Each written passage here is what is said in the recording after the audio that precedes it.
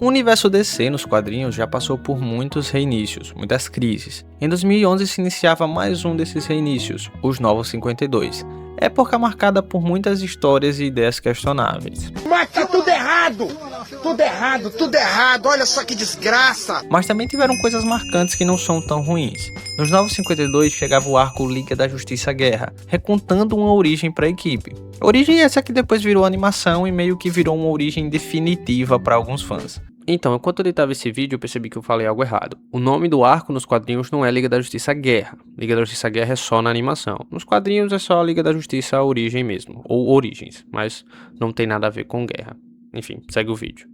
Nessa história, os heróis ainda não se conhecem diretamente, sabem da existência um dos outros, mas não atuam juntos, mas logo se juntam para impedir uma invasão de Apocalipse liderada por Darkseid. Obviamente tudo termina bem e a Liga vence. Então a DC decidiu dar uma explorada no seu multiverso, lançando a história da Terra 2, onde temos uma origem bem semelhante para a Liga, só que nesse caso, o preço para parar a invasão foi a morte da Trindade. A Liga perdeu Superman, Batman e Mulher Maravilha, uma perca bem considerável. E essa é a história que a gente vai ver hoje. Então se você ficou curioso para saber como se desenrola um universo sem os três principais heróis da Liga da Justiça e da DC, pega uma chocolatada aí, se aconchega e vamos nessa.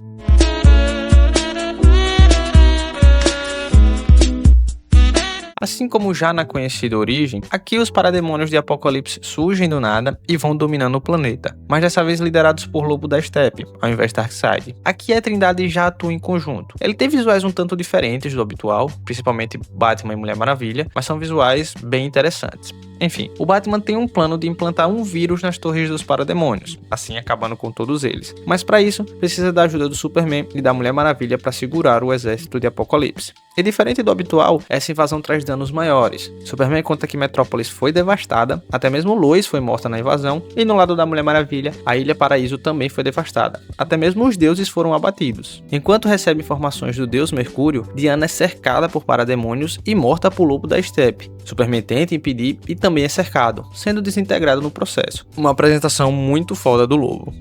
Caralho, o maluco é brabo. Mas assim, eu confesso que eu não entendi nada dessa morte do Superman.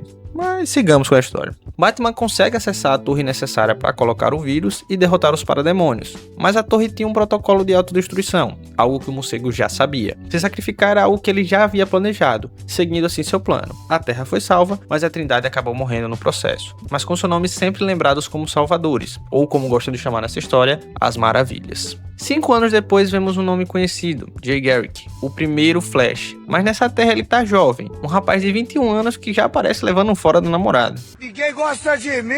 Enquanto pensa no fora que levou, ele avista uma espécie de meteoro cair. Ele vai ver o que foi aquilo e descobre que na verdade era Mercúrio, avisando que a Terra estava em perigo novamente. Uma ameaça que vai exigir da Terra novos heróis, já que os heróis que possuía, Superman, Batman e Mulher Maravilha, morreram há 5 anos. E assim começa uma nova era de heróis. Como o Mercúrio estava morrendo, ele passa seus poderes para Jay, surgindo assim o Flash dessa Terra, com um visual que eu acho bem curioso. Ele é encontrado pelo Exército Mundial, que deveriam ser dos mocinhos, mas como o Mercúrio diz para não confiar em ninguém, Jay só mete o pé. Então vou dar o fora daqui, tá ligado, meu irmão? Enquanto testa os poderes, Jay faz seu primeiro ato como herói, salvando um casal de apoco-ratos. Sim, ratos infectados por Apocalipse.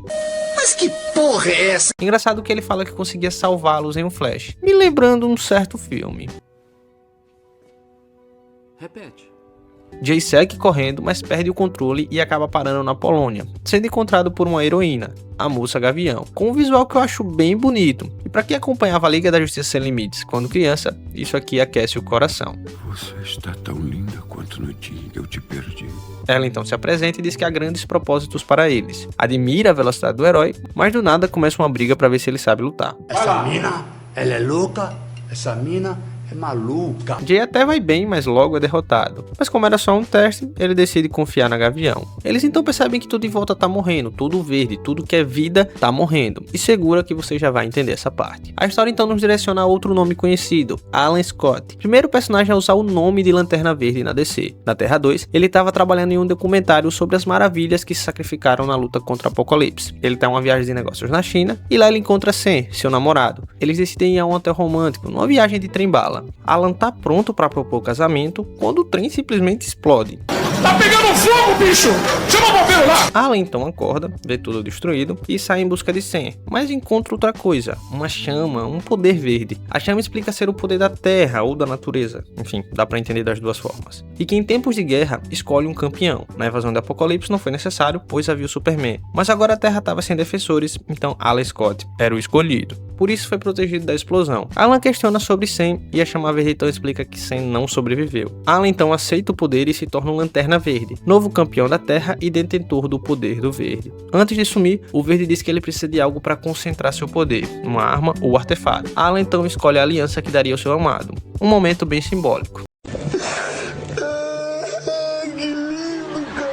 Ele então de fato se tornou Lanterna Verde e tem um visual que eu acho muito foda. Como o Verde encontrou seu campeão, o Cinza, mal que se aproximava, também escolhe o seu, Solomon Grundy. Lembra das coisas morrendo próximo ao Flash e a Gavião? Então, era o Cinza nascendo. Logo o Cinza começa a atacar a capital dos Estados Unidos, porque tudo de mal que acontece em histórias de heróis é nos Estados Unidos. E aí, enquanto o Lanterna não chega, Jay e a Moça Gavião tentam deter Grundy, mas ele consegue lidar com eles facilmente. Então o Lanterna chega e até consegue lutar um tempo, mas não tá conseguindo ser o suficiente para deter o campeão do Cinza. Até que a luta é interrompida pelo Átomo, que nesse universo é um agente do governo e tem o poder de ficar gigante. Inclusive ele já conhecia a Moça Gavião e a captura, mas ele é meio arrogante e acha que tem tudo sob controle. Então o Flash consegue lidar com ele e por pouco o Átomo não é morto pelo Grundy. Os novos heróis então se juntam, o Lanterna entra em uma espécie de projeção astral para conversar diretamente com o Cinza, na esperança de conseguir parar essa força. Tudo isso enquanto os outros heróis lutam com Grundy. O Cinza afirma que não consegue parar nem que queira, tentando trazer Alan pro lado do mal, com a proteção de Sam, seu namorado.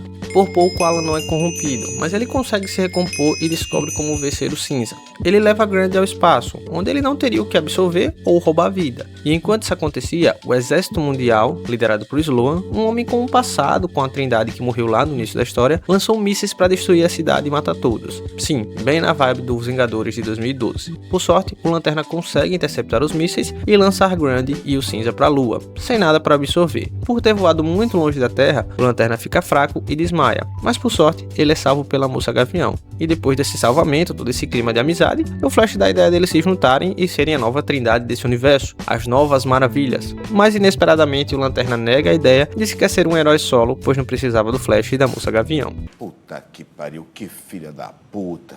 Obviamente esse não é o final. Na verdade isso é o começo. Terra 2 teve várias edições, teve mais história referente a essa Liga da Justiça desse universo, ou nesse caso, como eles mesmos se chamam, referente a essas maravilhas. A história é interessante, tá? Por mais que esse começo assim, tem um vilão bem qualquer coisa, porque esse Grundy mal é explorado, ele só surge mesmo como uma resposta ao Lanterna e tem essa luta aí contra todos esses heróis. Mas eu gostei sim da história, eu acho que ela desenvolve legal e tem conceitos muito interessantes. Esse novo Lanterna Verde me agrada, essa ideia dele ser o verde, né, de usar o anel como um artefato, mesmo que isso tenha sido apoiado no Lanterna original, mas ainda é interessante. O visual do Flash também me agrada, essa origem também é interessante. Eu só sinto que faltou um pouco mais de tempo para explorar mesmo, pelo menos nesse início, a origem de cada um desses personagens. Eles são meio que... Mas tem bons visuais, as origens são interessantes, apesar de não ter sido tão explorado. São interessantes, e como eu falei, ainda tem muito mais dessa liga, dessa outra terra. A gente vai ter um novo Superman, tem novos Batmans, então enfim, a história ainda vai caminhar um pouco mais. Se vocês quiserem, eu trago a continuação dessa história. Isso aqui são só as primeiras edições dessa Terra 2. Se vocês se interessarem, só deixar o like e comentar que eu trago mais da Terra 2. Enfim, por hoje é só.